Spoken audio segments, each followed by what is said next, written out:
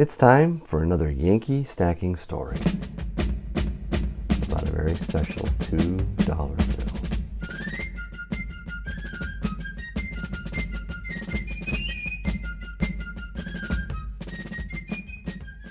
Hey everybody, thank you so much for watching Yankee Stacking. The $2 bill.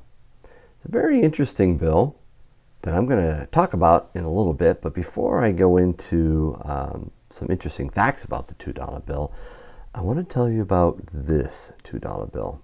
This was given to me on my birthday back in 1976, on April 13th, 1976 to be specific, because this was the first day this series, the 1976 series, was released.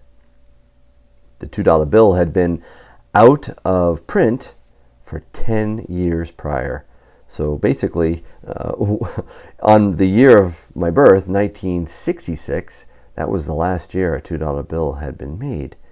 So 10 years later, my dad thought this would be kind of cool to get a hold of, especially when he found out it was coming out on my birthday. So I got this for a birthday present, but what he did is he brought it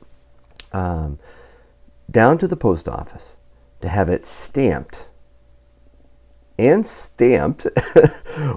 a 13-cent stamp. This was the postage at the time, 13 cents to mail a letter.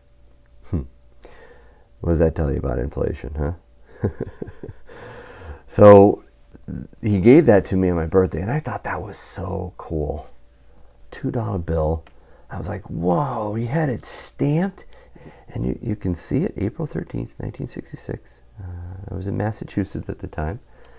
And there, the USPO. Wow. That's a really cool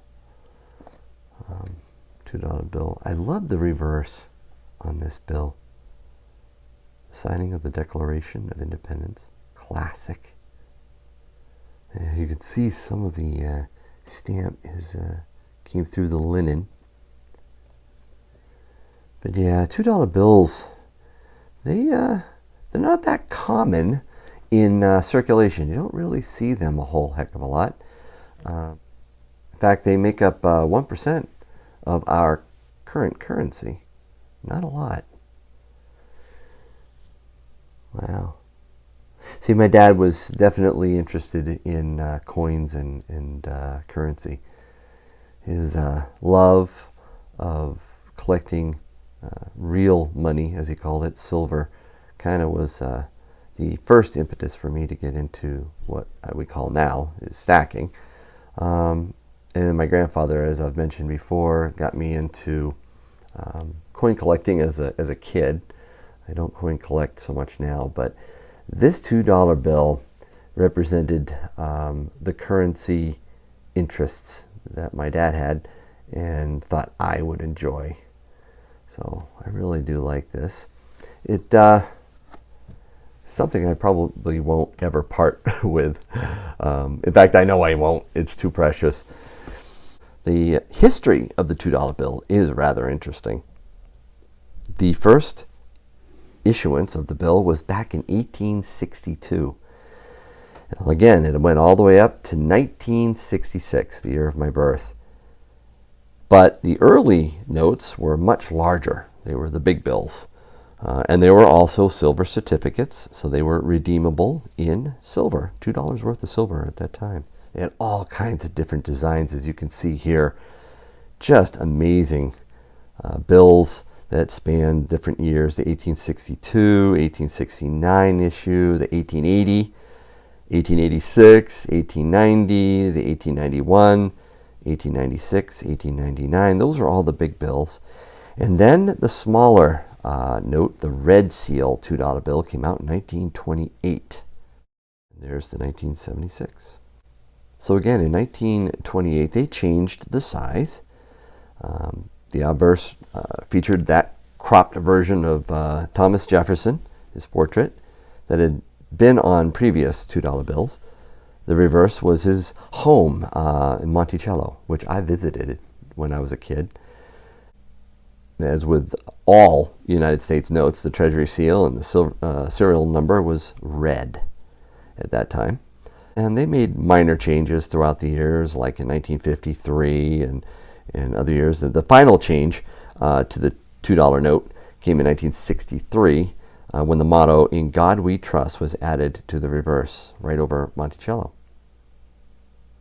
And then because, of course, silver certificates, like these $1 bills up here, silver certificates, well, because it would soon no longer be redeemable in silver, that whole will pay to the bearer on demand was taken off from the front.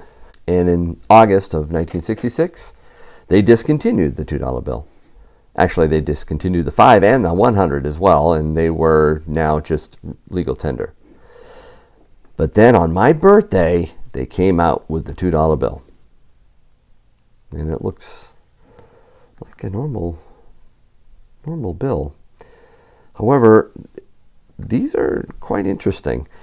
There's been quite a bit of confusion with these bills. They're kind of unusual. You don't see them usually when you go to a store to buy something. You don't get a $2 bill in change usually. And sometimes people don't know what a $2 bill is. In fact, I think it was like 3 years ago, a 13-year-old girl down in Texas was actually detained by police because she tried to pass an old $2 bill to pay for her lunch in the school cafeteria, and they had no idea what it was. They have the counterfeit pen to check it, and it didn't work. So, wow, that was an old-style $2 bill. But, you know, even in 2005, there was a guy in Baltimore, Maryland, who was actually jailed for attempting to use $2 bills to pay for a car stereo installation fee at Best Buy. So yes, the $2 bill is definitely not that common. However, one other interesting fact about the $2 bill is that there's been a sort of a support shown for the Second Amendment, particularly at stores that allow open carry or even concealed carry of weapons on their premises. So sometimes, people who are backing the Second Amendment and want to show their support will pay with $2 bills. Second, how about that? Also, interestingly enough, during the 30s, so back when it was a red seal $2 bill, they were used at horse race tracks on the East Coast. And they used to be called Zweibucks in New Jersey. And they would actually rip off the top right-hand corner to increase their luck. So that's kind of interesting. But yeah, the $2 bill. It's really cool. So tell me about your $2 bills. Tell me if you have some of the older ones, the red seal $2 bills, maybe some of the large style. Man, I'd love to see a video or two on your $2 bill. So as always, thank you for watching Yankee Stacking and this Yankee Stacking Story. I hope your day is A-OK.